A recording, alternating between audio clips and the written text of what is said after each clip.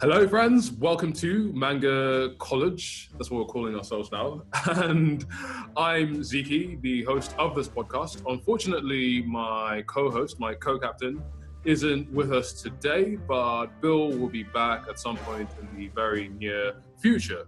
But luckily, I've managed to recruit a very stellar guest to join me on today's episode, and it's my pleasure to introduce Jade Sarson. Hi, everybody. So, also known as the Tea Hermit, Jade Sarson makes comics about tea, which is a very English thing to do. Yeah. It's called... It's weird, isn't it? Like, it's very much thought of as a British thing, but it's so not. We nick. Oh, yeah. It's actually very Japanese as well, now that Yeah. very Asian, Indian as well. In fact, tea is quite ubiquitous now that I think about it. In a way, it's quite possibly the least British thing, but, you know, we stole it just like we steal everything else, so... Yes, and I'm sure we'll get into that. But the name of your tea comic is Cafe Suada? Is that Suada, yeah, well done. Okay, a lot of people cool. kind of jump all over the shop with the pronunciation, but yeah, Suada. Okay, I know. In this comic, I guess also because we talk a lot of manga and occasionally anime as well, you do occasionally come across those tongue twisters. So I'm glad that I emerged from this one relatively unscathed. Yeah, good job. And you also have a graphic novel, don't you, for the love of God, Marie? That's the one, yep. Marie. Yeah, brilliant. And I'm doing a lot of pontificating, so why don't you come into the story and tell the listeners a little bit about yourself? Sure. So Cafe Suada is my ongoing webcomic series. I've been working on it for, about 7 years now. So I started it when I was just about to graduate from university, where I was doing an illustration course. And they really didn't like comics on the course. We had like a little comics module, and I was like, that's not enough. So I decided to do a webcomic on the side, and yeah, it's about tea, coffee, and romance done in a tea-stained visual style. And yeah, it's a weird one because my visual style very much falls into like this weird gap between manga and Western influences, like, you know, bande dessinée and whatnot. And so a lot of people kind of don't know what to make of it at times.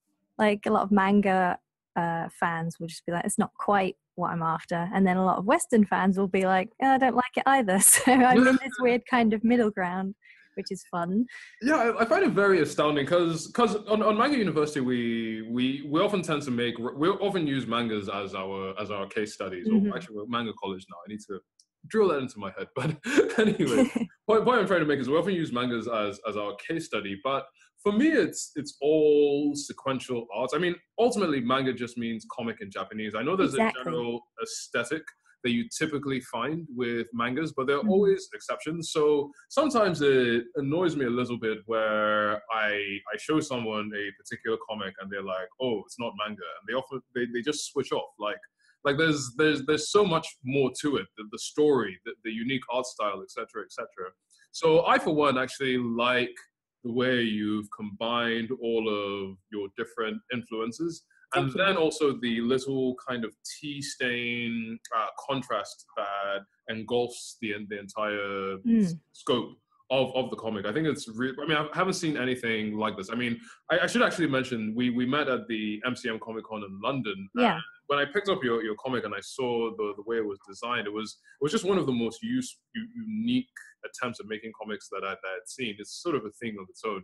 Oh, thank you very much. I found it really striking. So what I want to ask is how you came up with the visuals for Cafe Suada. Well, originally, there's, I don't know if you've heard of the Manga G-Man competition that's run in the UK. Oh, yeah. Yeah. So for your listeners who may not have heard of it, it's run by the Japanese embassy, and it's run every year. And basically, they have a different random prompt every year, and you have to submit, I think it's something like 6 to 8 pages. And yeah, they get all sorts of entries. And I'd been entering for a couple of years when they put out the prompt Sun versus Moon. And I thought that a lot of people were going to enter stuff like kind of sci-fi or space themed. And so I just decided to bring it right back down to what I'm good at, which is slice of life. So I want to jump in here. Yeah, go ahead. And what about slice of life, or why do you think that you're particularly good at slice of life versus other genres? Well, I think when I was first getting into comics, like I veered away from action-packed stuff for a long time because all I knew was kind of, Marvel and DC stuff because that's what I could get a hold of. And it was all these big buff white dudes punching the crap out of each other. And I was just like, I'm not really into this at all. Okay. Yeah. Fair enough. So I kind of went off of comics for a while, and then I found manga. And the first ones that I read were, it's kind of embarrassing. Love Hina was one, and that's by Ken Akamatsu. And that one is very much how can I put this? A pervy romance, I guess. A pervy romance. It almost sounds like an oxymoron, but Yeah, I'll permit it's weird. It had a lot of heart to it, but the author is clearly just like very belittling of women. But at the time, I was just really kind of surprised by this comic that wasn't about punching people. It was about kind of getting to the heart of people's feelings, and the actual plot was about a bunch of people living in a boarding house and trying to achieve their dreams. And I was like, this is kind of sweet and kind of gentle, and it had kind of a calm feeling to it. And I was like, I want to make stuff like that. And so that's why I've kind of gone for that slice of life genre.